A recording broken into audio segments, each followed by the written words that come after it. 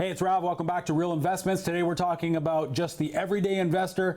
We just heard from my good friend Pat Zangari, my Italian buddy, who has 11 properties, 5 on the way, makes about, when the mortgages are paid off, around $30,000 per month investing in properties downtown Toronto.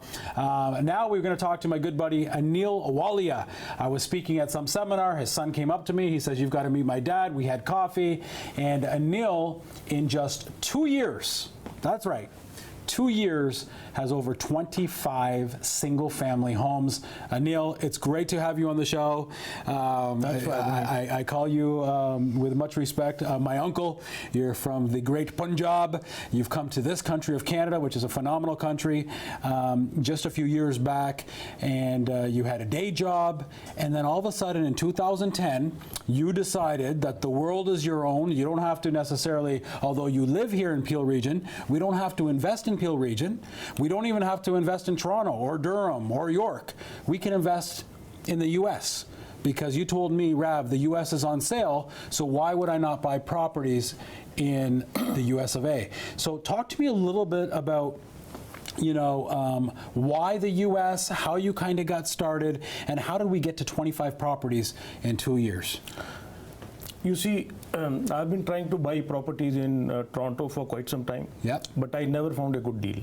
You never found a good deal. And what is a good deal? A good deal is if you can buy property below market value. Below market value. So I could never find. One of the reason is because I came to this country in 2004. I have no connections, nobody, no my father, mother or husband, wife backing me up. I have no knowledge flowing through to me. So I have knowledge of, from the market, whatever you pick up a property, you find, it's on the market value. You go for power of sale, you don't find good deals. But I found buying property in Toronto is something like looking for a fish in the sea. Whereas you go to US, in a pond you find so many fishes. It's much easier to catch a fish in US. So then, and that's a great point. It's true, but then isn't there then more competition to rent it out because there's so many properties undervalued? Everybody's buying properties. Then how I'm fighting now? Now I'm fighting for tenants. No? No, not at all. Okay. In fact, the rental market is fantastic. Is that right? Because so many people became homeless there. You see, number of homes haven't gone up. So where are we talking? U.S. is a big place. So where do you like to focus? You see, that was a big dilemma in my mind. I took almost 2 to 3 years to arrive at my decision whether to invest in U.S. Say that again. Anthony, did you hear this? You took about 2 to 3 years of research in the U.S. And that didn't mean just from the computer. You actually went there. I attended a lot of courses, 4 or 5 courses. I invested money on me. I visited Chicago. I visited Indianapolis, Atlanta, Las Vegas. Phoenix? Not Phoenix. Okay. Detroit. Buffalo. So you did this for 2 or 3 years? I did this for 2 or 3 years. And one fine day I concluded that Orlando. So let me ask you this. So what was that investment amount? In that 2-3 years, how much money did Anil spend doing his research?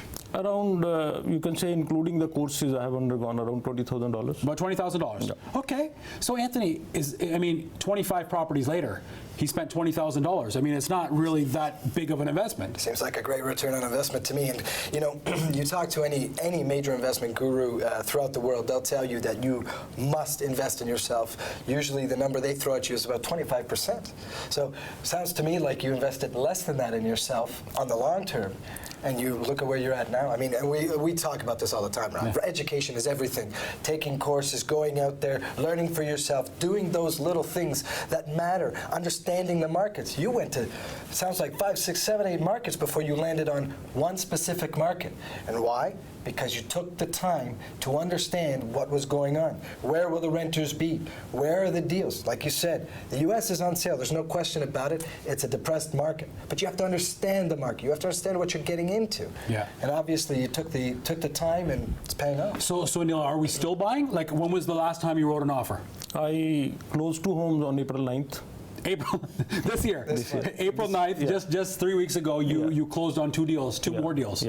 Okay, so keep going. So this is phenomenal. So you spent 2 or 3 years, and that brought us up to 2012. 2012. Yeah. You see, there were a lot of fears and doubts in my mind. Some people say, don't buy in US, you know, it's far off. You must buy property in your backyard. Some people say that, you know, single family homes is very risky. There is a lot of stealing. Who will cut the lawns? HOA is a problem, you know. And What is that, HOA? HOA is a homeowner association. Okay. That if the tenant doesn't cut the lawn, you get a notice. You know, there were so many bad news coming through the media or through the newspapers.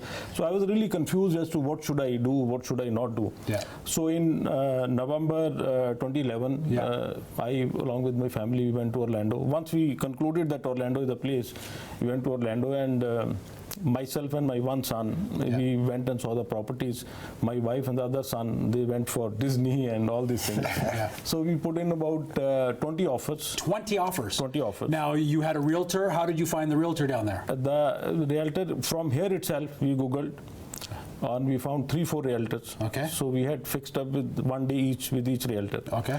And we knew because of training, and I myself is a licensed realtor in Orlando. Oh, you are? Sorry, in Toronto. Oh, you're a licensed realtor here? Here. You know, I didn't even know that. I see. Yeah. And And you did that, and because you don't practice buying and selling. I don't practice. You're just a fan of knowledge. Yeah, Wow. I wanted to understand the market, because when I came to Canada, I made some money in India as well in real estate. So I knew the money lies in real estate. Yeah. Though I'm tech in electronics and MBA, but I didn't get a job.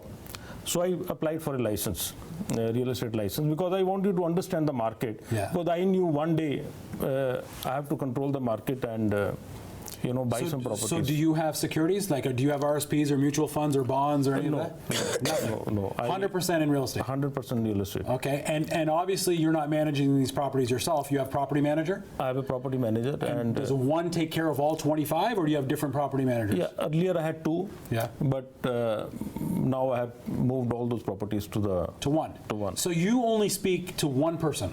I speak to one person. You put a little gentle pressure on one person? Yeah. That's it? That's it. And you have one realtor that you use to throw in offers? Yeah, earlier I had 4 or 5 realtors. Yeah. So I pruned, and out of 25 or 20 properties I bought from one realtor. Wow. So now I work only with one realtor, because now we have... Yeah, sorry. I was just about to say, I am the king of wanting to make money but not doing any work, right? Mm-hmm. I don't know if I'm really smart or if I'm really lazy. I don't even care. But to make money and do the least amount of work with the least amount of risk because of knowledge. So you're telling me, Anil, that you talk to one realtor and you speak to one property management company, and of course you probably have one lawyer, and that's kind of your business now. Now that you've done all your work up front, you go there if you want to go there. If you don't have to go there, do you now buy properties unseen? Yeah, all 25 properties I have bought without seeing. All your properties you bought without seeing because you understood just the system. I understood the system, and I knew it is a location. 100%. I went to Orlando. I looked at the whole city. I identified the locations where I want to buy. Yeah. And so I know the property, there may be $2,000-3,000 extra work or something. But if the location is right, if the orientation, all the numbers work, then I go ahead. So I'm going to ask you 2 questions. The first one is a little personal, but I think it's inspiring. So how much money now are you making monthly from these 20 plus properties? If you didn't have a mortgage, how much would you be making monthly once this mortgage is paid off? With mortgage, because that's easier number. I'm making around $13,000 to $14,000. $13,000 to $14,000 net cash. Net now. No. Now. No. So you're making about 150 grand a year 160. now net. 160. If you didn't have 160, if you didn't have a mortgage. Yeah, it'll be more. Yeah, of course, it'd be a lot more. That's phenomenal, Anthony. And the one thing that everybody should understand, whether it be you're investing here or in the States, that mortgage interest is, you write it off against your income. So because it's a business, you're running this business. In the States, I know your personal your personal interest on your personal home gets written off as well. But for investment properties, whether it be in Canada or the States, you write that off against the income. So there is that net benefit as well. Yeah. You see, one interesting phenomenon is yesterday I met my accountant, and he told me my net income would be zero in Canada because most of it will be under capital cost allowance. It will be depreciated and some expenses. Wow. So that's another great benefit. Yes. Yeah, so here's what I wanted to ask you. The second part of that question was, where are you getting the money to do this? Are you refinancing from these existing properties? So you kind of buy what I call an ugly property. You put some lipstick on it. Somebody moves in there. And then are you pulling money out of that? I mean, where are you getting the money to buy the fourth, the fifth, the sixth? Yeah, I have identified a financial institution who are willing to give me 50 to 60% loan to value? Loan to value ratio. Is that right? Yeah. So they'll give you can pull out 60 to 70% of the value of the home. Yeah, initially they gave me 50, now they have moved on to 60%. So, here in Canada, which I love Canada, and I love the way the banks do what they do. It's why we have such a great country. But the more properties you have, the less they give you. They're kind of like, whoa, this is getting a little too much. You've got to be creative. You're saying in the States, the more properties you have, the more money they give you because you're proven? Is that kind of how it works, or? No, I think it is the individual's case. Like in my case, the bank was so happy because I spent so much money on each house, and I, put new appliances, paint inside, outside. Yeah. So the bank was very happy. Bank told me that we are only giving you, this is our last loan. On April 9th, they told me this is our last loan. I mean, when they sanctioned the loan. Yeah. But when I closed April 9th loan, the loan officer gave me a ring and says, we have taken up your case, especially with the president, and we are going to give you one more loan. Nice. So on their own, they, without applying, they kind of sanctioned me loan, which I have just applied for the next set of properties. So your title, even on TV right here, by the way, can people contact you if they want to learn? Yeah, no problem. Yeah, no problem. That's very nice of you. Obviously, you've opened up an incorporation, yes. Right? Walia and Sons, we have an incorporation. That's with your accountant. That's obviously the best way to structure buying in the States. Yeah, no, it's individual. Everybody has his own pros and cons, which way they want to structure, whether they want to buy in individual name or in the corporation. Yeah. That, I think, it's a personal. Yeah, personal preference. Yeah, personal preference. Okay. The other thing is, I think a lot of people watching the show right now may be thinking, wow, he's got over 25 properties in just 2-3 years. These are average properties, $500,000-$600,000 each. We're in Florida, we're in Orlando. That's not the case. I mean, our properties are, what's our smallest property? 30, 40,000? I mean, how much was the smallest one? No, I bought one property for 52,000. 52,000? The cheapest. Yeah. On September 12. Yeah, of this year. September sorry, 2012. 12, okay. 2012. Yeah. And today it is 100,000. Wow. So you in 2 years, you bought for 50,000 and now it's 100,000. You made 100% on your money in 2 years. On that particular property. On that particular property. So none of my property today is less than 100,000. And so when you just wrote 2 offers, or you just closed on 2 homes, what was the purchase price on those 2 homes? One was 84. Yeah. And the other was 120. I mean, and at the same time, he's making $160,000 net with the mortgages. Absolutely incredible. $160,000 net with mortgage, and his properties are around the $100,000 mark. It's amazing what education will do for you.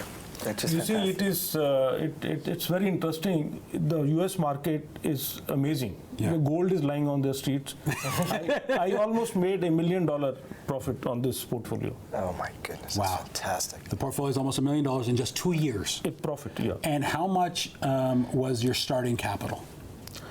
How much was your starting? We spent $20,000 on ourselves doing some research. Yeah. Then how much was your starting capital to get in? And then the bank started letting you refinance up to 70%. You see what happened? I was working. I was doing a job as system engineer in Peterborough. Yeah. suddenly I used to tell people, I have so much money in my line of credit, this and that.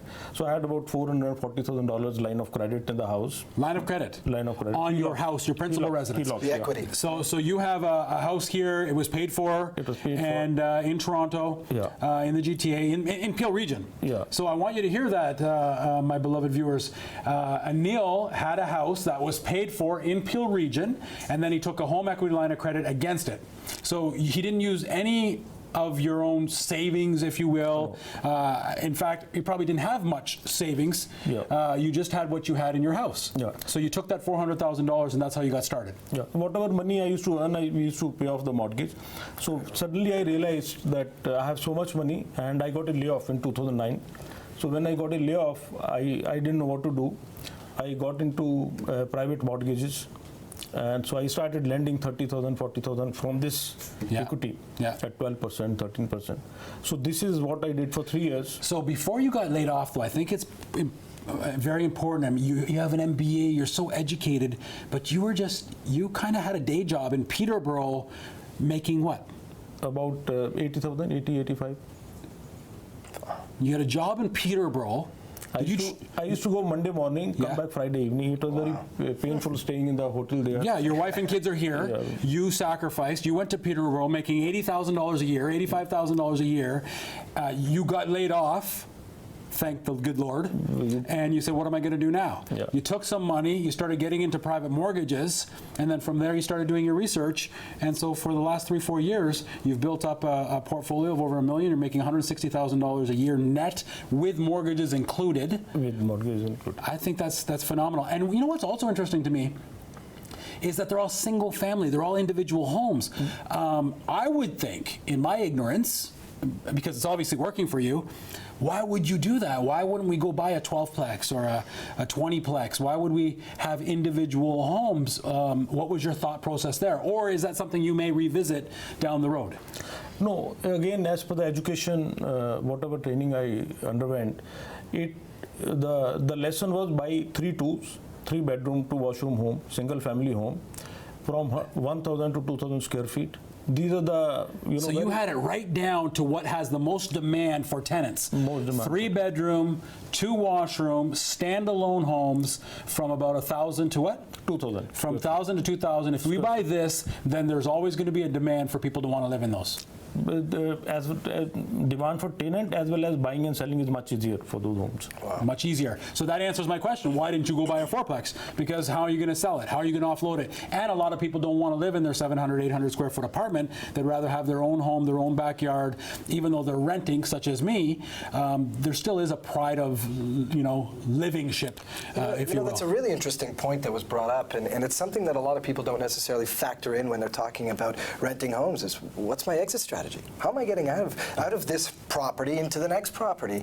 And it's so vitally important. It's so refreshing to hear that you thought about that before you entered into it, to understand exactly. It's just like you said with respect to private mortgages. How are these people going to get themselves out of this? Because getting in is as important as being able to get out. And it's Absolutely. just vitally, vitally important. Yeah, so let's talk a little, Anil. Well, so what is in store? Are we going to just keep going? Like, we have 25 properties now. Are we going to have 50? Or are we going to move into the commercial world? Or are you looking at other things? Or if it ain't broke, don't fix it. I have one property manager. I have one realtor. Whether I have 25 properties or I have 100 properties, there's no difference to you because it's still 1 or 2 property managers and maybe 1 or 2 realtors.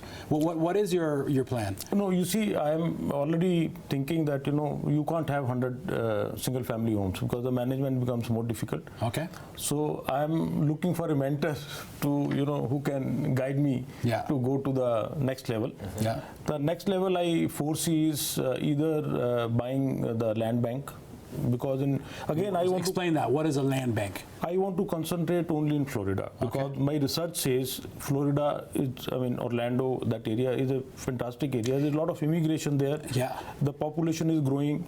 The unemployment has improved there. It's 5.5% from 11.9%. That's great. And the greater Orlando area, the population is around 2.3 million. Yeah. So I feel that once I have done the research, I know that area better, go there. So now the land, the plots over there are available for $20,000, $30,000. and a lot of builders are coming in because if you see the real estate cycle, in US the cycle is just lifted by about 10%. So there is still 90%, yeah, there's an upside there. The upside there. So you could buy a plot, just a piece of land for $20,000? Yeah, yeah. Like how big? 50 by 100? Smaller? Yeah, it is about 50 by 100. 50 by 100 for $20,000. Yeah. Wow. Anil, I can't believe 20 minutes has gone by. This has been incredible. Yourself and Pat, who was on earlier, we're going to have to bring you back when I hear about from 25 properties to however many you have or buying the land value. Just thank you so much for inspiring me. Thank you so much. When we sat down and we talked about what you're doing and all that kind of stuff, I said I definitely have to have you on the show. I mean, you're very smart, and what I love most is I think in all of this is the 2-3 years that you said that you put some money into it. You spent about 20 grand on doing the doing the research. I mean, it's so important. Anthony, we talk about it all the time. Education. It's number one. Education is key. Education is key. So again, we'll have you on the show again. Perfect. Thank you very much. Thanks for watching, guys. When we come back, we'll hear Anthony's closing thoughts on this whole topic of the everyday investor.